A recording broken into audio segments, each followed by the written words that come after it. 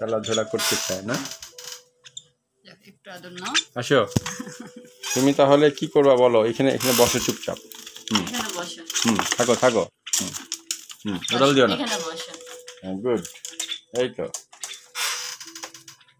এমনি তো ধরেন ও যেহেতু 2 পায়ে দাঁড়াইতে পারে, ওর ফ্লাইটের সমস্যা হবে না। হ্যাঁ, যেটা হলো যে এটা যেন আর খারাপের দিকে না যায়।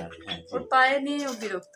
ওটা আমরা মেনে নিচ্ছি যে এখন এইভাবে ওকে আমি আবার খাঁচার ভিতরে একটা মাচা করে দিচ্ছি।